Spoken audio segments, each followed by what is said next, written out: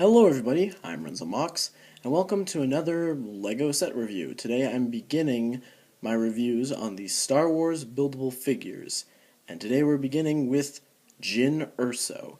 Now, I was originally going to begin with the older sets, but I think we'll get there. I just want to start with the newer wave of sets, just to be more, on top of things. So, yeah, let's just not waste any time, let's get right into the figure. So Jyn is an interesting case because she is the second female figure that we've gotten in the buildable figures line. So yeah, second female.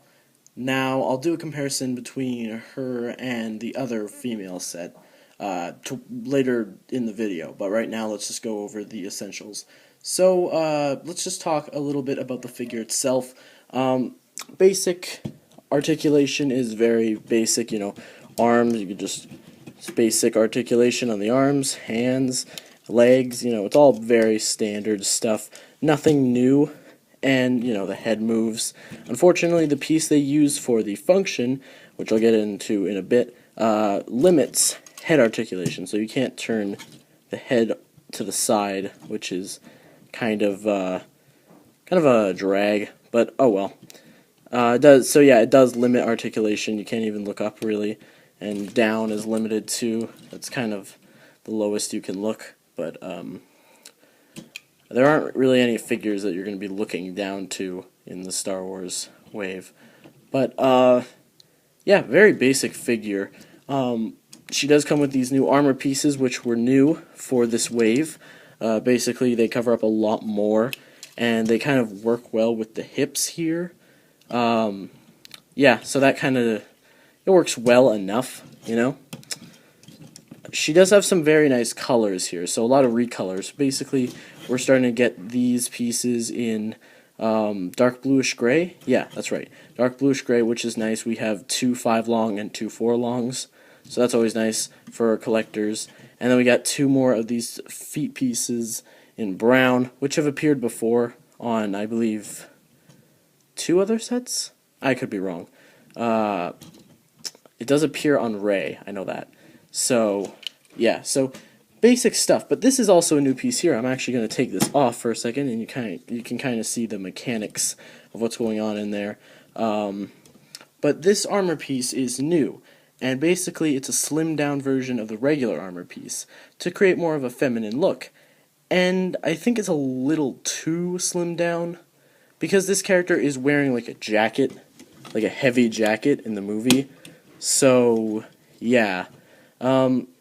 Nice piece, but, overall it's just a little too slim for this set in particular. Also, I want to mention I have not seen Rogue One, and also I looked up pictures of Jyn, not really that accurate to the movie. It's hard to make accuracy, but this didn't even look accurate in my opinion. I don't know. It just doesn't really look like Jyn or Felicity Jones' character. I'm sorry. It just didn't look like her whatsoever. So let's get into those functions now. So as for Jyn's functions, she actually does have a couple. So first of all, we have the standard Star Wars blaster, which is pretty standard on these figures at this point. Basically, instead of the trigger actually being down here, though, it's up here on the scope, which does fall back a lot, unfortunately, but that's just the way it is. So basically, you press down on the scope, and it blasts out. And if you ever lose that, you got an extra piece right here, which is really, really cool. It's good to get extras. So yeah, standard gun. But as you can probably see, her arms are fidgeting a lot, and that's because of her function. So basically, she has a gear function, kind of like Bionicle, but not really. So you can move like this, kind of make it look like she's running or something like that. But that's not what it's for. This is for something else. You take off her blaster, just set it aside, and you can kind of see these things wiggling around. You're probably wondering what these are. Well, these are tonfas. So you can put those in her hands, and they will wiggle and swing around a lot. And that's what the feature is for, you see? Because now you can put the set back, and now you can be like, and they'll swing around. This one isn't moving that much, but, Now this one's spinning around like, hold on. Yeah, you can get her to move her arm. This one is not moving for some reason. There we go. So yeah, I do not know if she has these in the movie. That's another accuracy thing that I'm not quite sure about. So yeah, correct me if I'm wrong. But that's basically it for her functions. She's pretty standard when it comes to Star Wars sets. I mean, we've gotten all this stuff before. I mean, the dual functionality is kind of a cool feature, but you know, we've seen that on the Bionicle sets, so nothing really that special. So let's just move on to the comparison, and then we're gonna wrap up this review. So here we have Jyn Erso and Rey, both from the Star Wars line, and honestly, Jyn looks better. She looks like a better figure overall, and that's mostly because Rey's build was very awkward, and I'll get into that in another review. It just doesn't look very natural, especially with the head. It just kind of cuts off and looks really awkward. I wish they would have given her a hairpiece, or not a hairpiece, but just a molded hair rather than what we got, because it ends up looking incredibly awkward for Rey. So yeah, that was just a little comparison between the two female figures that we've gotten. Obviously, I like Rey better, but I also find her very flawed, so let's get right into that. So as someone who hasn't seen Rogue One, I can't really say that I care too much about this character. Maybe when I see the movie it'll be a little bit different, but right now I just don't really care about this set too much, except for the obvious parts, you know? There are a lot of useful parts on this set.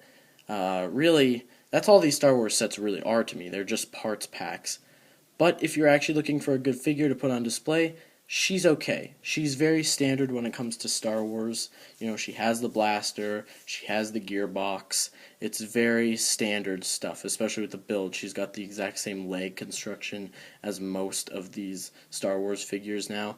So, yeah, not much to say there, honestly. It's basically, you know, what you see. What I've shown you is what you get. And, yeah, I think it's okay. I don't think she's a terrific figure. I also don't think she's the worst figure ever.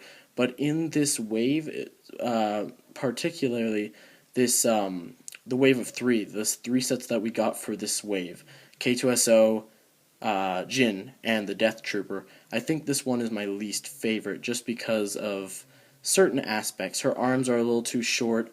I don't know, she just doesn't have the best to her. She just kind of looks awkward in places. But I think she's an okay figure, and of course, I'm always like, yeah, you should get this set for parts, because it's actually, you know, it's pretty nice. These arms, in general, are very nice. You can just see you get new hands, you get new armor, so yeah. Overall, she's okay. Not the best figure, in my opinion, but also not the worst. So, I want to thank you all so much for watching. There'll be another review coming soon, and goodbye, everybody.